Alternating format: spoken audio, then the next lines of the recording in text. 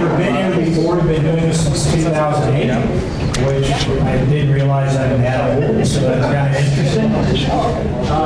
So what are for those who don't know, the Science Cafe is supported by the 48 State Science and Mathematics Education Institute, and we offer you free donations. So when we bring this to the public, it is supported through people who have donated to SMEI to make this all happen. So we do appreciate you coming tonight. As you know, we have a variety of topics.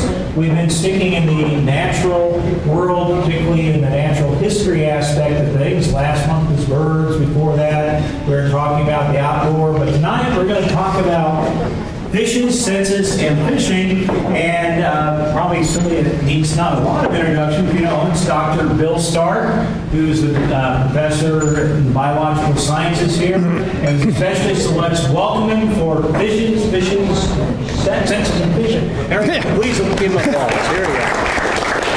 Thank you very much. You've got me at a disadvantage here because usually I don't have to use both hands at the same time. So I may speak into the laser pointer and go back and forth. So if you don't hear what you need to hear, you need to let me know. So first off, when they asked me to do this, fish, they said, what do you want to talk about in fish? And I thought, well, what's going to bring people in, and so as fishes, what I'm interested in is how fish interact with their environment, but most people are interested in fishing. So the joke's kind of on you because that's my hook. But I don't fish very much, so it's kind of a bait and switch. So, and since I'm a dad, I've got 5 kids, you're going to get a lot of these dad jokes. So just prepare yourself. Okay. So what I'd like to do is, again, let you know that fish are wonderful, diverse organisms. There are bizarre creatures out there, ocean sunfish, incredible fish. There are some, frightening fish of the Jaws generation. The first movie I ever saw in a theater was Jaws, so I'm pretty much terrified of the ocean.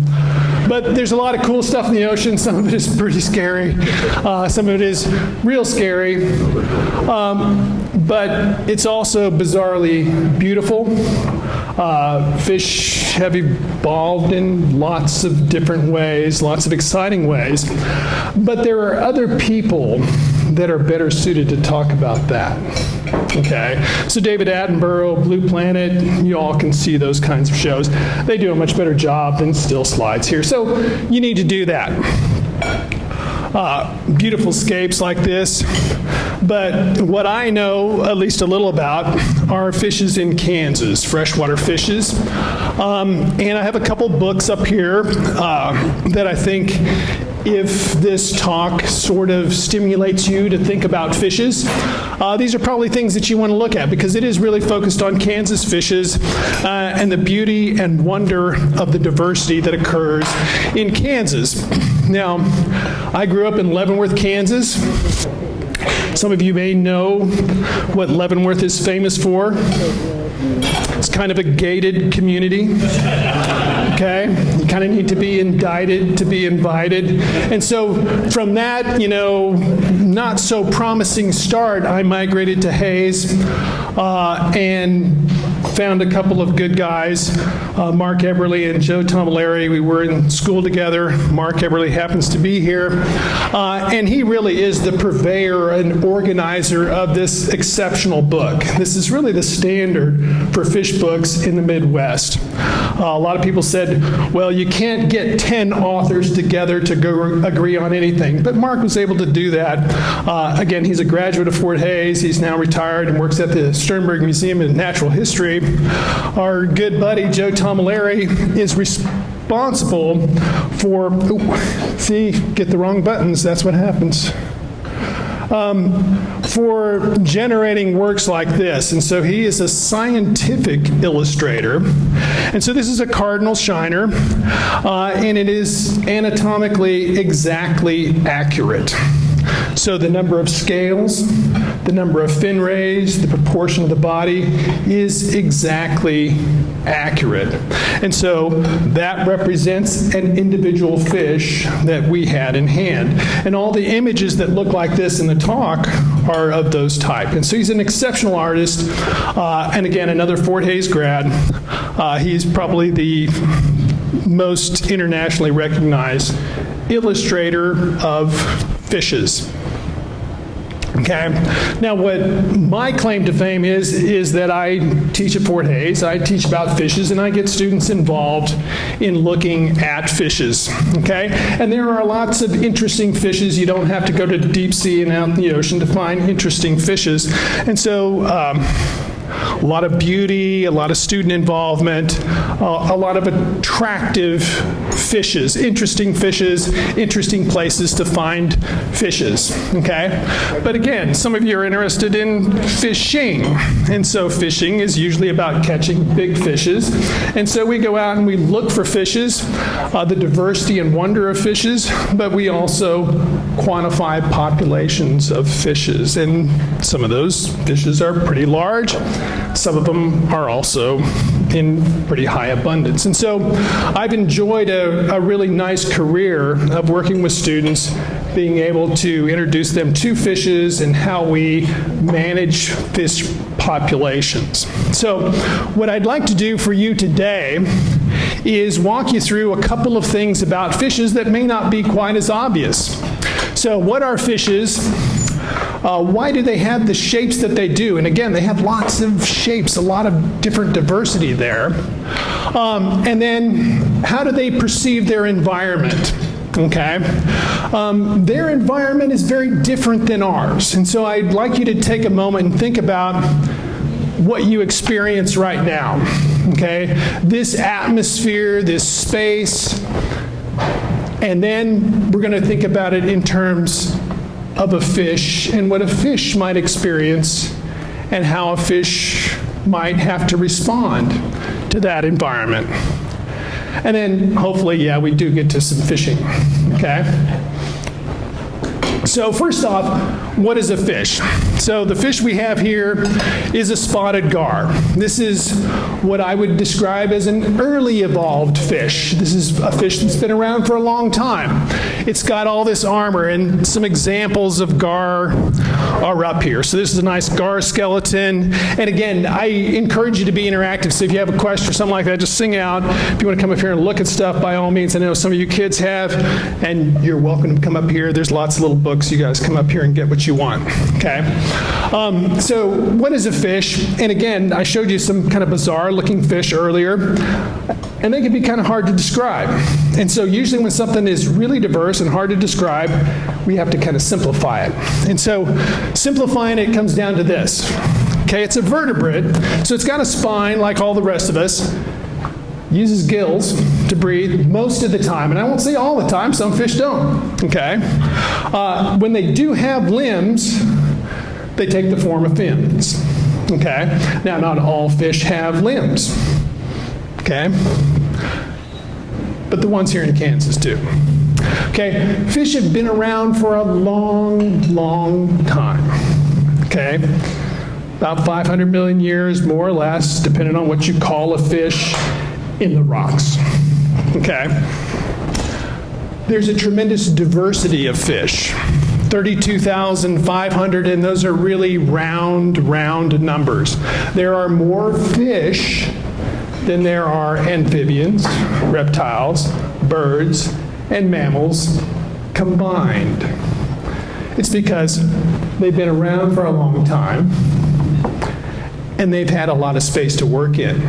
So most of the globe, 70% of the globe, is actually water that most of those other vertebrates don't function in terribly well. Okay, so fish have been around for a long time, and so the process of evolution, since we're talking about science here, the process of evolution is this change over time. And if you have time and you have space, you have the potential to produce diversity as organisms and populations respond to differences in their habitats over time. Okay, that process we talk about is natural selection. So the environment selects for organisms that are better suited to function in those environments over time. And it is a reproductive process. Some survive, some don't. There's a sorting and filtering that takes place. And fish have been sorted and filtered longer than any other vertebrate groups. Okay. Even with all that diversity, there's some similarity. So what I have up here is a bunch of Joe's images. There's a number of families represented here, a number of genera, and we can categorize things, but that's really not the important part here. Do we need a mic for that? But in general, you can see some similarities there. So I would, there's a lot of color differences and things like that, but in general, what are the general similarities? You can see some general form there. And so if you had to describe some general form, what would you say kind of unites all of this morphology? Okay, they all have a tail, and it seems to be a pretty good propeller. What about the front end? What is the front end? Okay, there's gills in the front end, but the front end on most of these is kind of pointy, isn't it? Okay, and then they kind of slope back. So they kind of generally have the same form.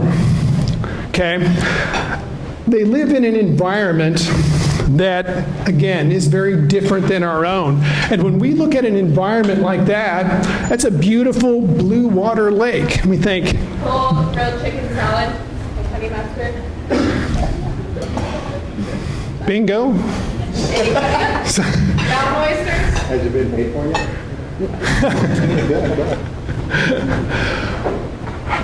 Most of the time, what we're going to say is, that looks like fun. It's a beautiful place to swim, to canoe, to fish. It looks pretty benign. But what I'll argue is that that's a pretty tough place to make a living. And a water environment, relative to the environment that you're in right now, is pretty extreme. It's exceedingly dense. It's 800 times denser than the environment that you're wandering around in right now. It's 50 times more viscous. Okay? How hard is it to slide past and move through that environment? Okay? Got a couple of nice fish down here at the bottom. And again, they kind of have that same profile, that same look. They're really nice little minnows. Okay? Because of that, this is energetically really expensive, okay? It takes a lot to make a living in an environment like that, okay? And that,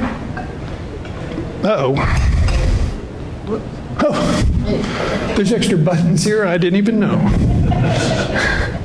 Okay, and so what is expensive? When we talk about biology and we talk about what's expensive is how much oxygen can you get? Because that's what is the driver, okay? You can turn, you got to have oxygen. And if we look at water environments, there's not very much oxygen in it.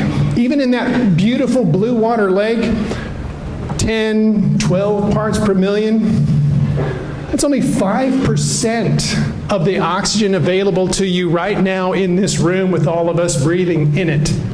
So there's not very much there, okay? The other thing is, we could stay here all night and we'd pretty much have the same amount of oxygen, more or less, okay? In 24 hours, that might change by 50% or more in an aquatic environment. And so fish have it tough, but they are pretty tough. And they've adapted to those conditions, okay?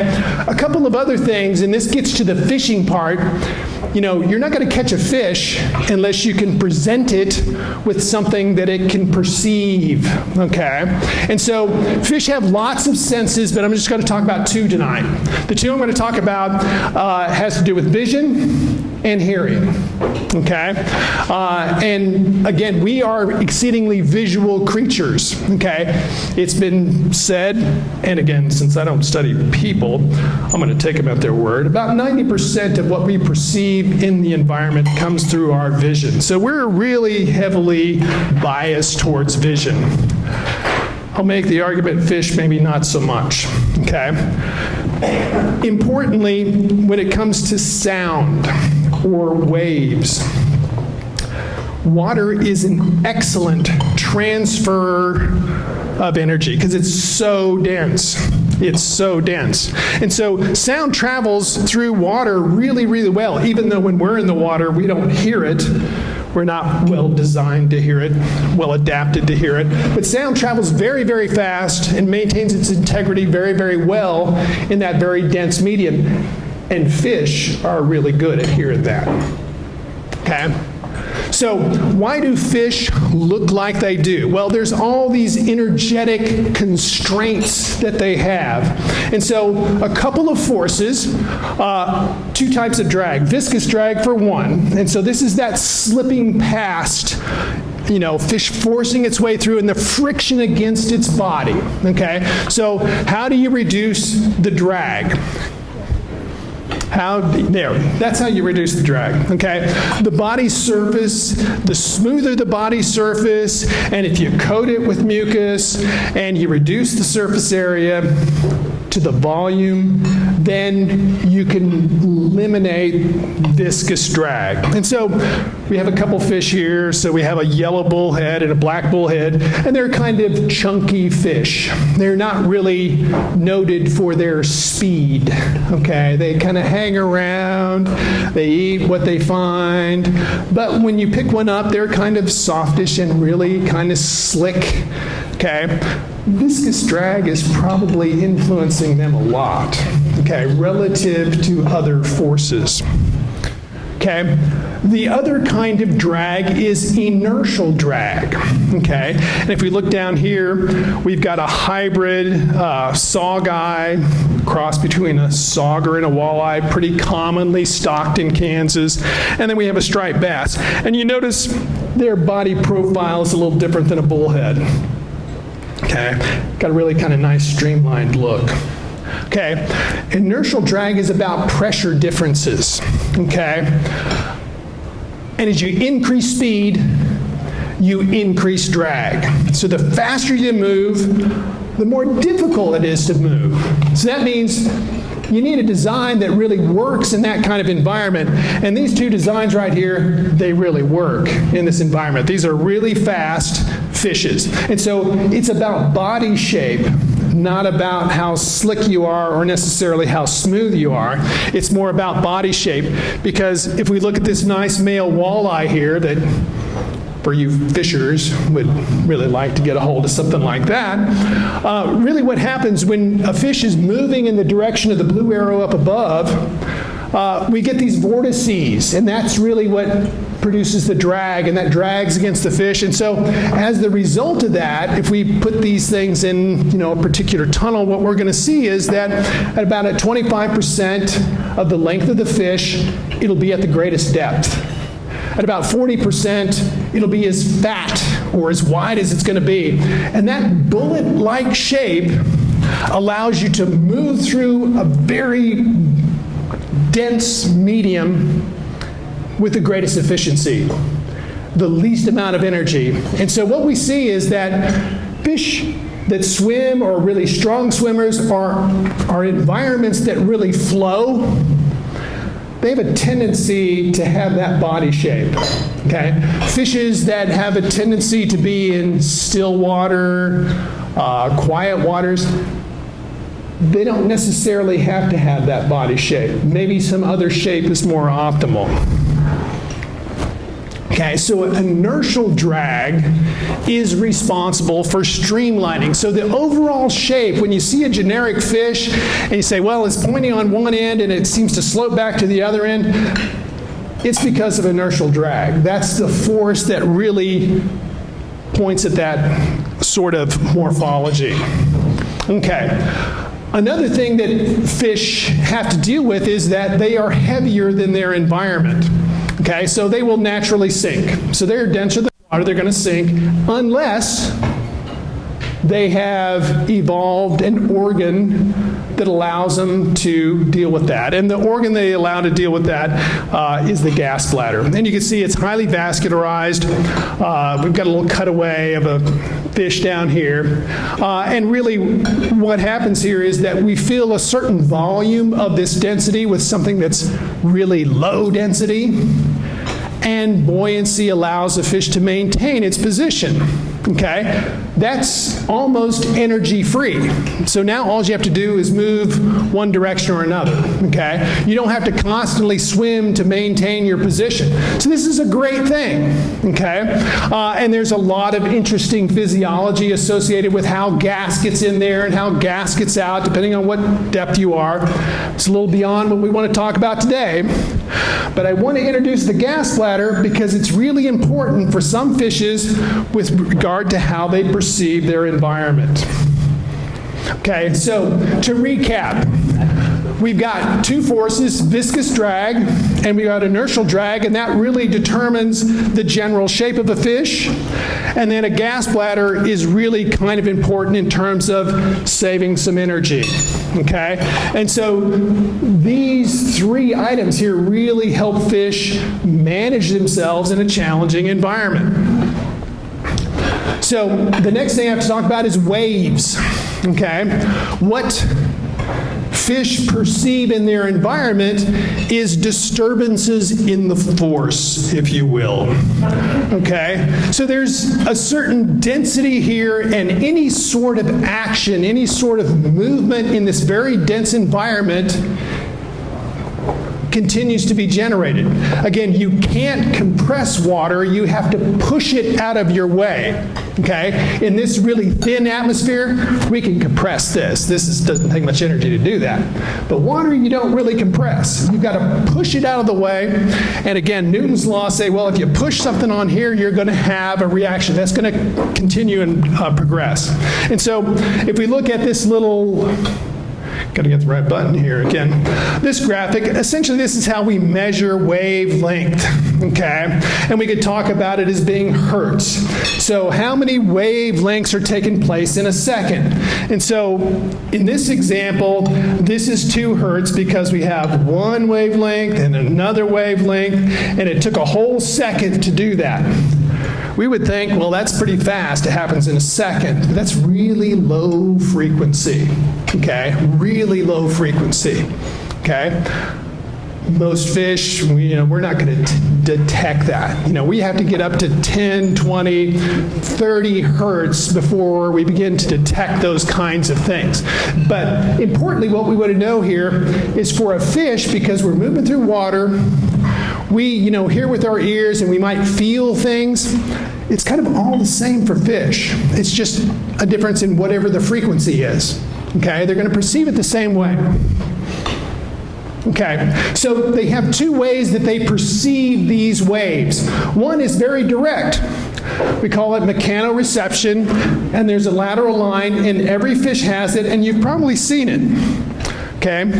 This structure right here, and it's not the color, it is these little canals, these little points down here, and in this diagram you can see that in those there's this little cupola structure, and essentially when a wave hits it, it gets bent, and then these little sensory hairs detect that bending, and a fish perceives that as being hit by a wave. Okay? Now that wave might be the fish next to it swimming, so it might feel those tail beats. Okay? Or it might be the rock that you threw in the lake and scared all the fish. Okay? You guys, that's never happened, has it? You guys don't throw rocks in the water, do you? Yeah, I thought you probably do. Okay, those are the kinds of things that a fish perceives with the lateral line. It's low frequency stuff. Okay, really low frequency stuff. Okay, so the other sensory system is very much like our own ear, but modified. Okay, and I've got some examples of that up here. So what we usually think about hearing has to do with an ear, and a fish does have an inner ear, but there's no external opening. Okay, there's no external opening. What they have is this structure right here, okay? And this upper part is akin to what we have, okay? We've got some semicircular canals.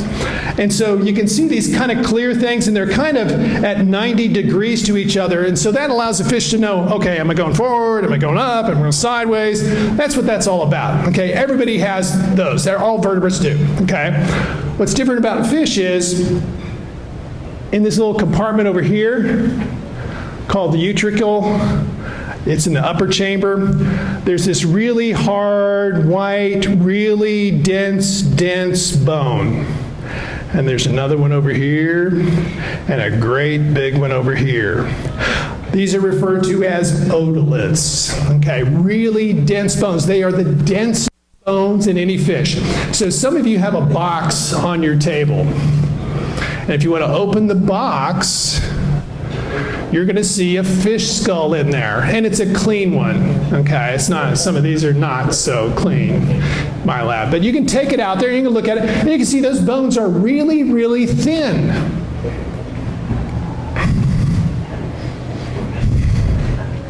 Okay, really, really thin. But the otoliths are really, really dense. So I'm going to walk down through here. You can see there's two otoliths. They're the white ones, and they look a whole lot different than the rest of the skull. I wonder, can I grab this man in the nice fish hat? Oh, yeah. And I'm going to see if I can have you, if you can kind of grab that with both hands and show that, now that'll have a hinge on it, but if you show that to folks and let them see where the otoliths are in the skull. And so on this skull, what I've done, I've sliced it right down the middle of the skull. So if you're going to take a saw blade right through here, that's what I've done on this fish. It was dead at the time. And so you can see where the otoliths were, okay? And they're very different density than everything else, okay? Very different density than everything else.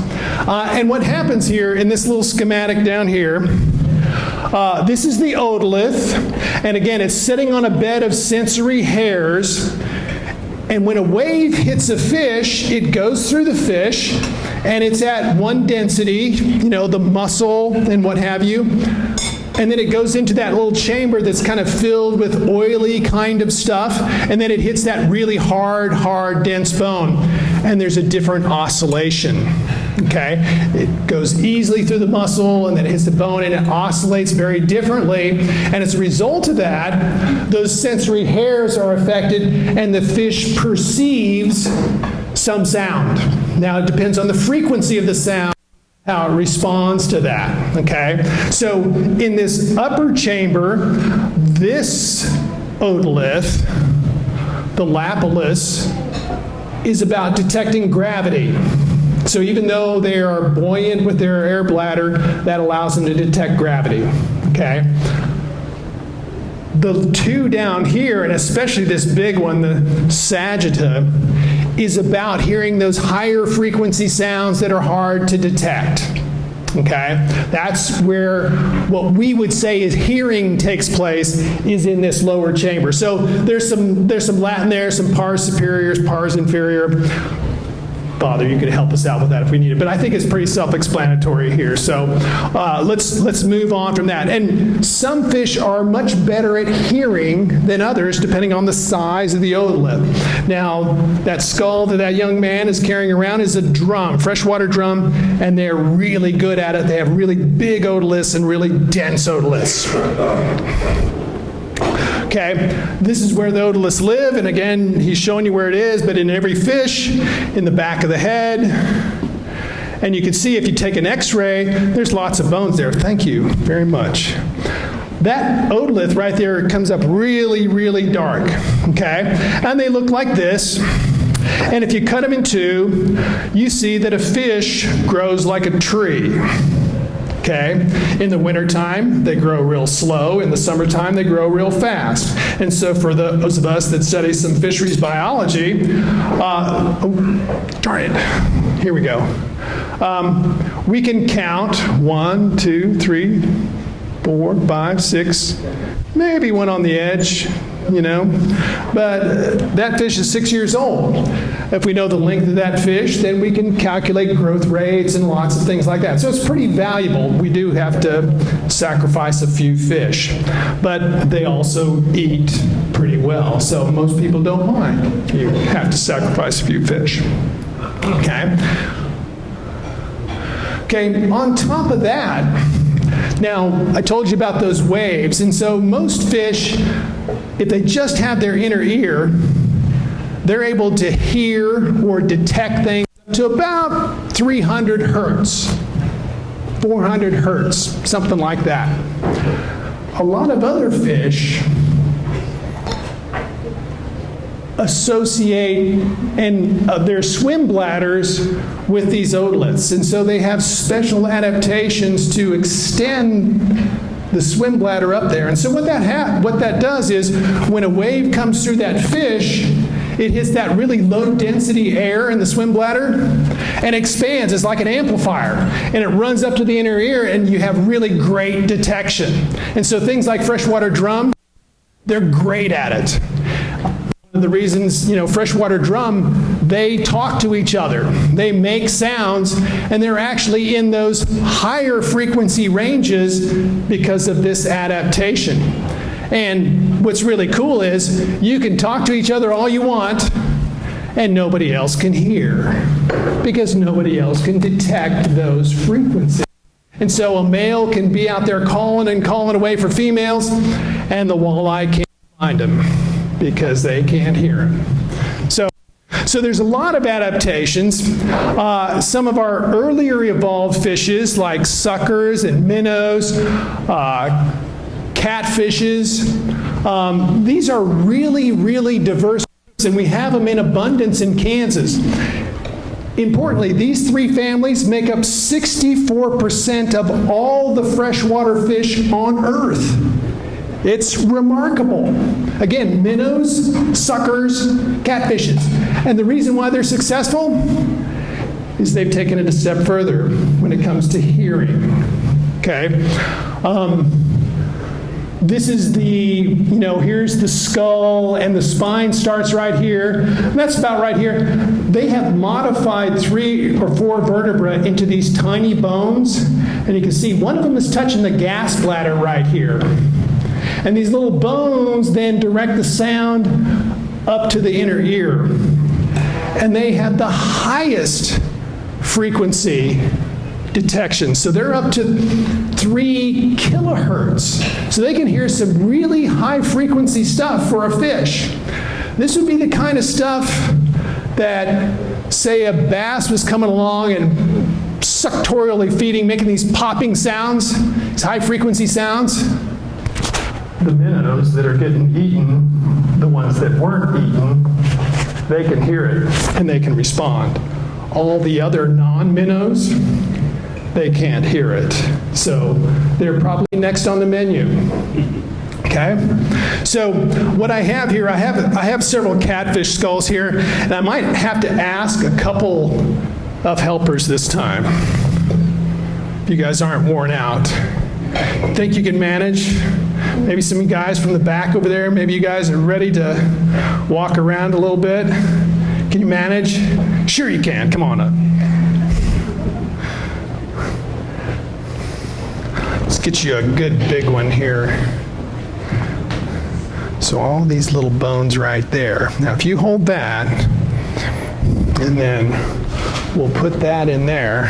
So if you hold it like that, and then hold that on top of it just like that. That's how it goes. So if you just hold it up like that, if you want to show people how that sits in there, and you can see on the side of the vertebrae. All right, let's see you guys. Let's give you another good one here. Okay, see these little bones right there? Those are the ones you want. Now here, let's put that. You guys go around as a pair. I think that's about all of them I have there. Okay, and that's how it goes, yeah. All right, guys, sick 'em. Show them how those swim bladders are associated with those little tiny bones, okay? Okay, so they have much better discrimination. They hear things much better. than other fishes, okay? Even some fishes that evolved much later than these early evolved forms, okay? So that's enough on waves. So I know you're saying, okay, get this guy off the stage. Yeah? While you're on waves, can they detect the speed that a fish is moving? Really good question. I'm trying to think. It might be a matter of how frequently the stimulus is going out there. So as, say, if a fish is moving towards you, you might be getting that sooner. I don't know if they can detect speed or not, but it might be the timing in which that same response is hitting him. But I don't know. That's a good question. I don't know. Okay, so the other sense I want to talk about, and this is where we get to the fishing part, is about light, okay? And how light behaves in water and how fish perceive light, okay? So light, when it enters water, is refracted. It's bent, okay? Also, there is stuff in water, and that stuff interacts with light, and it interacts with it unequally. You can just put it up here anywhere, buddy. Thank you. And so different wavelengths of light are treated differently, which means some light's available and some's not. So let's look at how that might work. Okay, so a fish eye is not remarkable. It's really pretty much like any other eye. There's a lens, there's a pupil, light comes in, it focuses on the retina. They have rods and cones, so they see brightness and they see color. And pretty much the same colors we do. Got to get that right. What I'd like you to maybe focus on is this kind of tornado of color. And so this is kind of a standard graphic for limnologists. This is the surface of the water. This is depth. And this is the wavelength of light. And so we have this high energy blue light on this part of the spectrum. And then we have the lower energy, longer wavelength red light over here. And so if you're out in the open ocean, and it's really clear, and it's really nice, what we expect to see is, at a pretty shallow depth, there's not much red light left. If it's, again, nice and clear, the blue light extends to a relatively great depth. And so if you have a really nice lake that is clear water, it's blue, because blue goes the deepest, and that's what's reflected back to you. And so you see it, you perceive it as blue. Okay? And so, again, all wavelengths are not treated equally at depth. Okay? Now this is a little bit more noisy, and I'll apologize and have you look at the nice blue lake and the not so nice lake. One that's got a lot of nutrients in it and a lot of life in it and a lot of plankton in it. And there's really 3 stages here. And really what this is depicting, this is 100%, this is 0%. And so when you have a really nice lake like this, it looks blue. Well, the blue goes all the way to the bottom. You get rid of the red. Okay, it interacts with the water molecules and it's eliminated. However, if you have plankton and other particles in the water, they interact with the blue. And what this line means is that you're losing the blue at depth, and when you have a really productive lake, you lose all of the blue really, really quick. Okay? There's some red left, and you're losing most of it pretty fast. Okay? Now, unfortunately, a lot of our lakes in Kansas are in this, what we would describe as mesotrophic category, relatively productive or very productive. And so when we have concerns over blue-green algae blooms and things like that, it's because we have really nutrient-rich waters, and so there's a lot of life in them, okay? Now, what does that mean for fishing? Okay, how many of you guys fish? How many of you gals fish? There's a fisherwoman right there. Okay. Do you have a tackle box that looks like this? I mean, I'll say I do. I got all this stuff, and I don't even fish very much. But, you do. You get this stuff. Well, here's the deal. When it comes to what fish perceive, this is clear. This is that nice blue water lake. So these are the same lures, and we're about at 3 meters or something like that. And so that's what it looks like to a fish.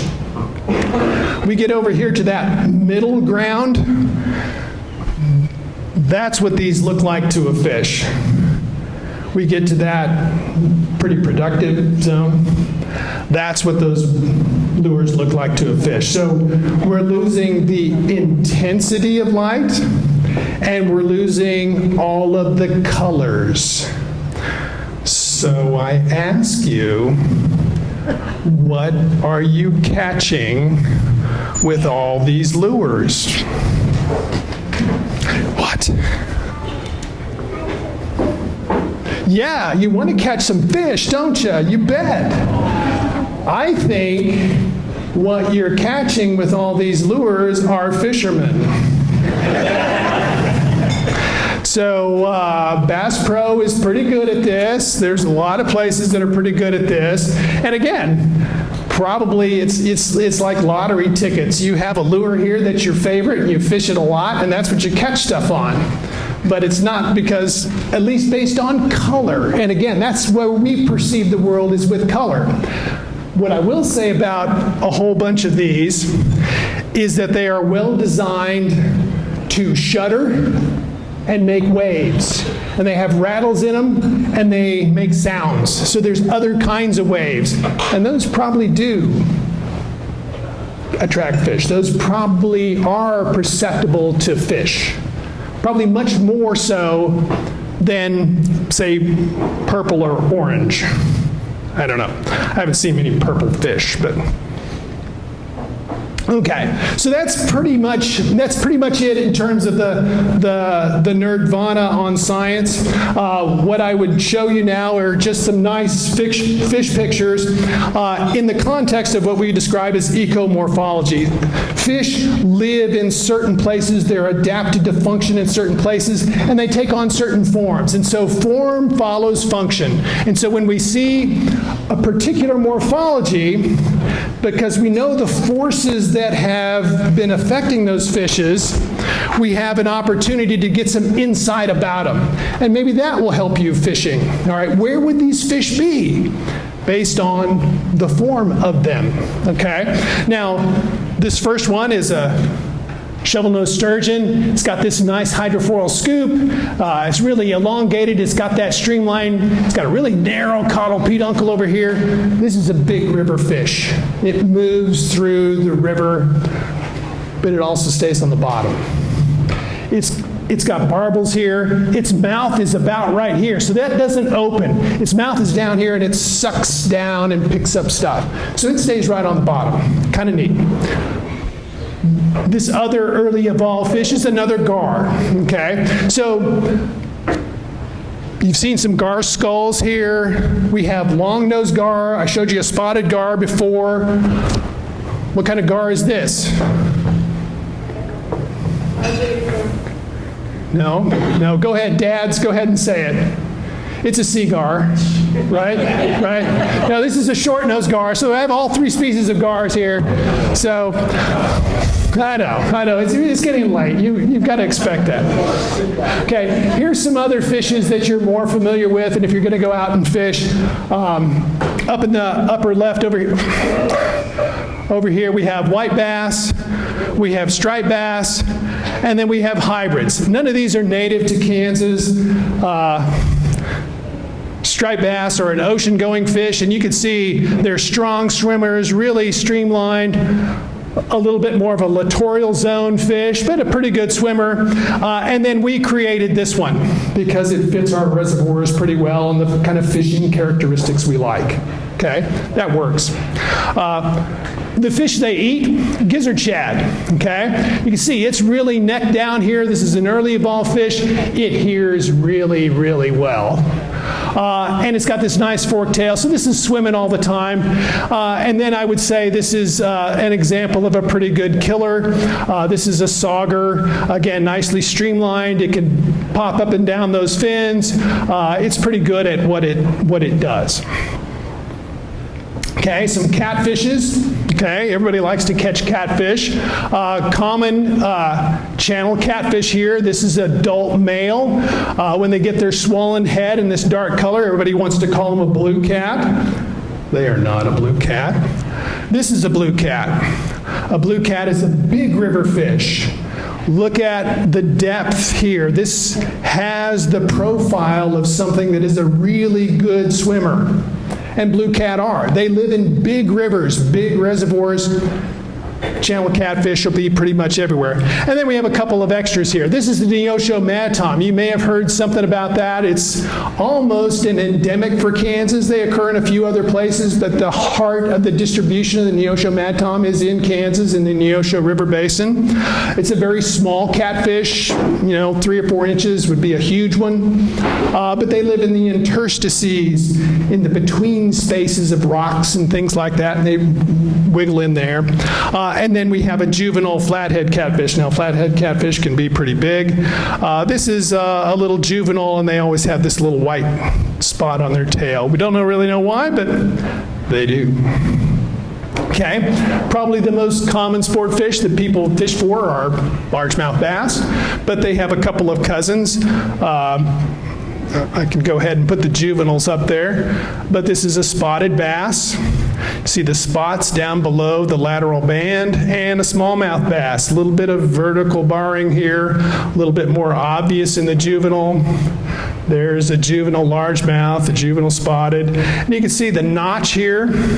People will always want to call something something, but yeah, kind of have to look at the hard characters. So there's a good largemouth bass, good largemouth bass, good spotted bass, good spotted bass.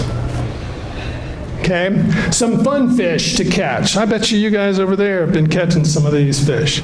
So some nice bluegill, red ear sunfish over here because it's got the red ear, a warmouth, a green sunfish, and one of my favorites in Big Creek we have orange spotted sunfish. So beautiful little fish. Again, their body form is not so streamlined. So these guys hang suspended in still water or in vegetated beds, and they're picking insects off all of that material, really modifying a lot of the habitat there. And this would be my favorite. This is the long-ear sunfish. This is collected in Mill Creek in Wabunsee County 2 years ago. So I would put that up against any tropical fish in terms of ostentatious color. But, everybody's got their favorite. And a lot of times we think about minnows as bait. They're silvery, they're all the same, except when it's time to breed. And then color becomes critical. And I'll just point this out, war of the sexes here. There's the male, there's the female. Males are always kind of the more attractive sex, and we see that in most animals, so, let you guys take that one home. But again, most of these are males. Males have work to do. They have to hold territory. They have to signal. They have to talk to other males. They have to try to attract females. We all been doing that for a long time. So you can kind of understand this middle one right here, I'll point out as being a Topeka shiner. It has this little chevron, really bright red fins. And again, this is pretty characteristic, and it's named for our state capital, Sonotropis Topeka. So it's a pretty remarkable little fish at the Flint Hills and other parts of the country, but the stronghold for this fish is in Kansas. Okay, and last, we have the gems of the shallow water, fast-flowing water. These are the darters, probably the most brightly colored fish, tremendous diversity. Again, male, female, female, male, a couple of extra species over here, but really brilliantly colored, easily kept. That you can maintain these in aquaria very easily. Not saying I promote that, but it's pretty easy to do in terms of maintaining a lot of these kinds of native fishes. So hopefully you learned a little bit about fishes. I'm happy to be here with you today. If you have any questions, please feel free to filter up here if it's not too late. If you want to talk to me, Department of Biological Sciences, easy to find. Good folks at the Sternberg Museum of Natural History.